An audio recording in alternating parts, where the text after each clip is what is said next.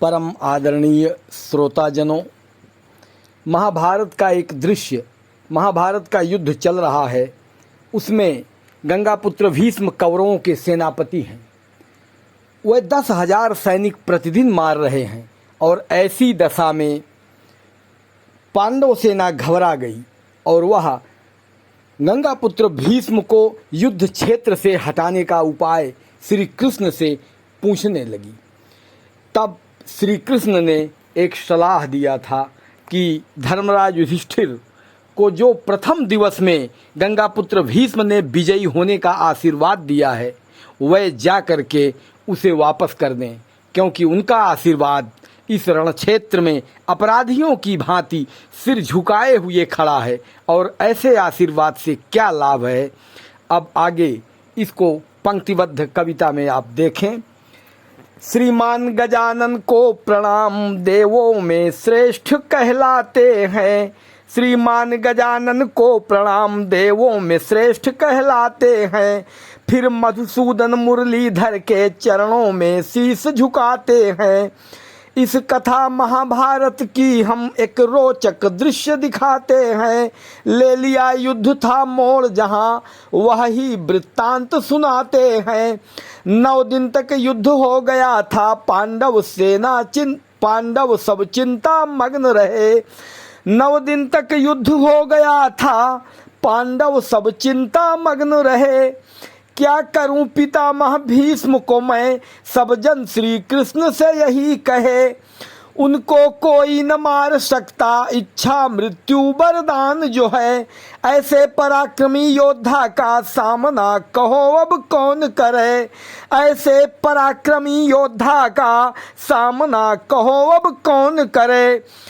10,000 सैनिक मार रहे, पांडव सेना घबराती है।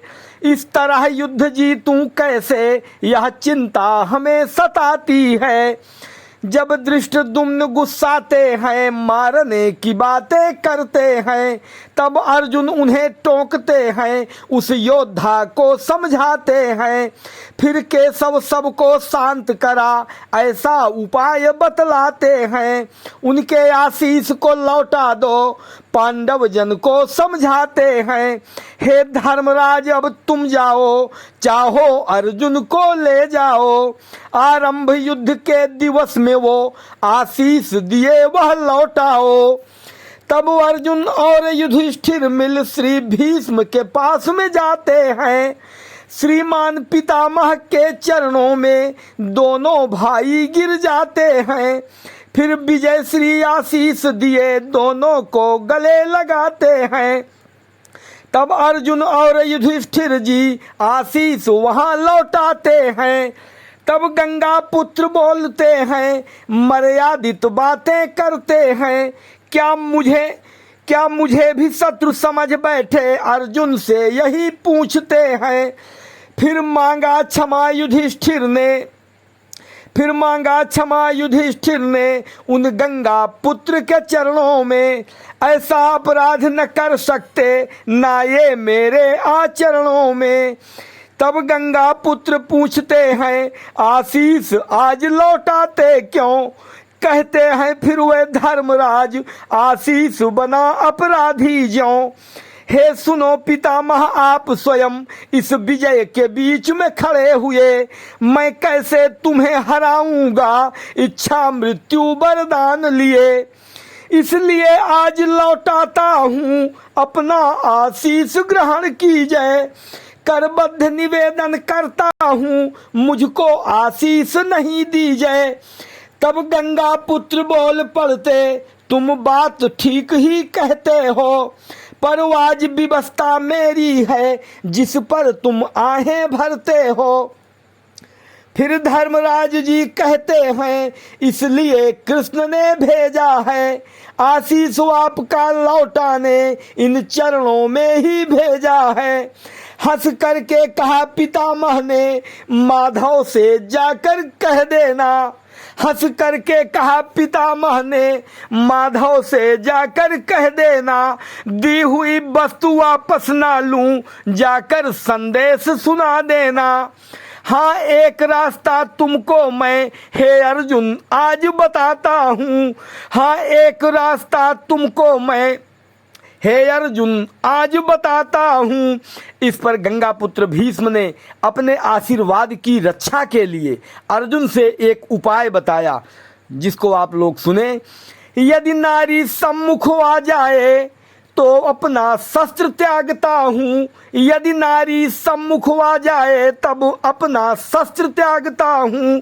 जब धर्मराज बोलने चले तब वहाँ पितामह ने टोका, जब धर्मराज बोलने चले तब वहाँ पितामह ने टोका। हे पुत्र बात को मत काटो, ऐसा कह करके उन्हें टोका।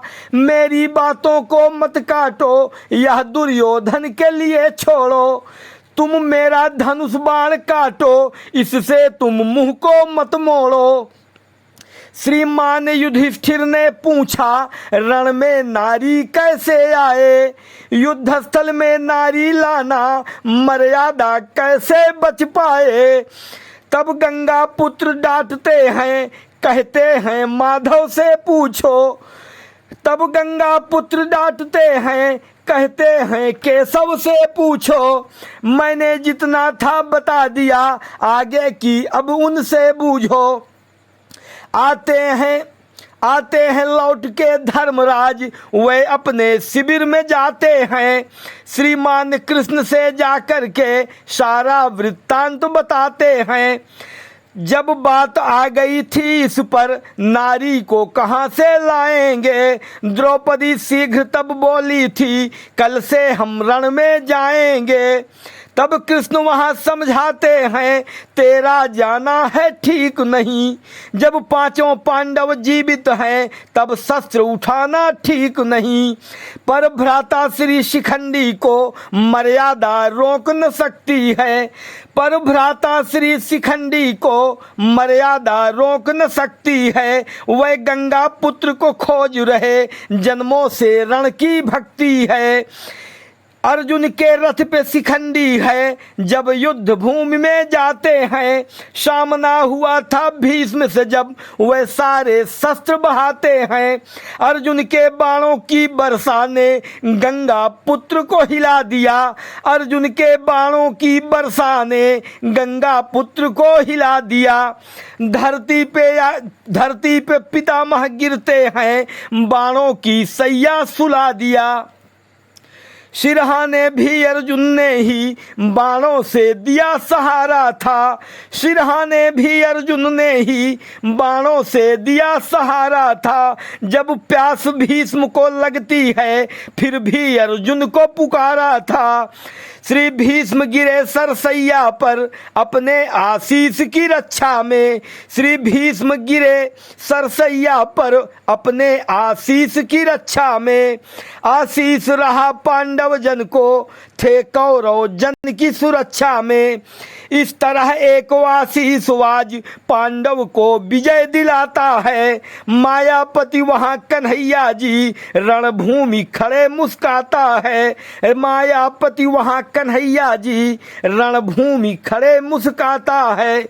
जय हिंद, जय भारत।